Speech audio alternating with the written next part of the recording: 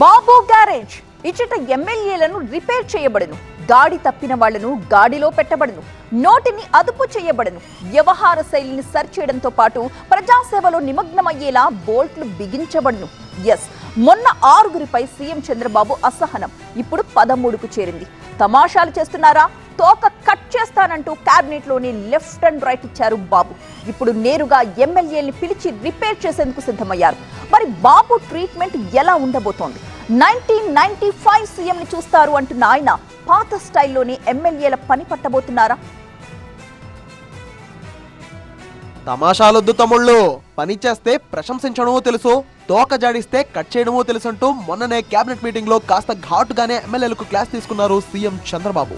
వ్యక్తిగత వివాదాలతో ప్రభుత్వానికి పార్టీకి ఇబ్బందులు తెస్తే ఉపేక్షించేది లేదు, ఇష్టం వచ్చినట్టు ప్రవర్తిస్తే రాజకీయ సన్యాసం తప్పదంటూ మరీ ముఖ్యంగా 6గురు ఎమ్మెల్యేలను హెచ్చరించారు సీఎం. ఇటు ఎమ్మెల్యేల తీరుపై మంత్రులతో ఇప్పటికే నారా లోకేష్ కూడా చర్చించారు. కొందరు ఎమ్మెల్యేల వ్యవహార శైలి సరికాదని, వారిపై చంద్రబాబు కూడా సీరియస్ గా ఉన్నారని లోకేష్ అనడం చర్చనీయాంశమైంది. కొంతకాలంగా వ్యక్తిగత అంశాలతో వివాదాస్పదంగా మారిన 6గురు టీడీపీ ఎమ్మెల్యేలకు మొన్ననే కేబినెట్ లో క్లాస్ తీసుకున్నారు చంద్రబాబు.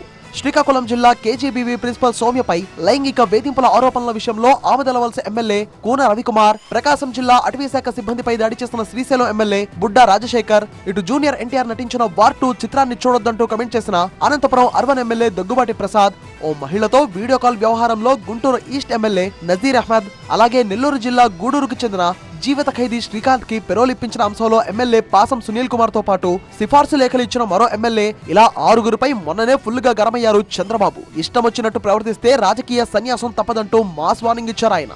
ఇప్పుడు లైన్ క్రాస్ చేసిన వారి లిస్ట్ 6 నుంచి 13కు చేరింది. లేటెస్ట్ గా మరో 7గురు ఎమ్మెల్యేల రిపోర్ట్ చూసిన చంద్రబాబు టెలికాన్ఫరెన్స్ లోనో మీటింగ్ లోనో కాదు, అందరినీ పిలిచి నేరుగా మాట్లాడాల్సిన అవసరం ఉందని గుర్తించినట్టుగా తెలుస్తోంది. ఎమ్మెల్యేల వ్యవహార శైలి సరిగ్గా లేనప్పుడు వెంటనే స్పందించకపోతే పార్టీకి ఎంతో నష్టం జరుగుతుందని భావిస్తున్నారు. ఎమ్మెల్యేలు ప్రజలకు సేవకులుగా ఉండాలి కానీ ప్రభుత్వానికి ఇబ్బందికర పరిస్థితులు తెస్తే సహించేది లేదన్న ఆయన పాత సీఎం ని చూపిస్తా అంటూ పదే పదే వార్నింగ్లు ఇస్తున్నారు. మొత్తంగా ఇప్పటి వాళ్లకు తెలియని అప్పటి 1995 సీఎం ని నిజంగానే చూపిస్తారా? 13 మందిని పిలిచి నేరుగా మాట్లాడనున్న బాబు ఎలాంటి ట్రీట్మెంట్ ఇస్తారు? 6గురు ఎలాగో తెలుసు, మిగిలిన ఆ 7గురు ఎవరు అన్నదే ఇప్పుడు హాట్ టాపిక్ గా మారింది.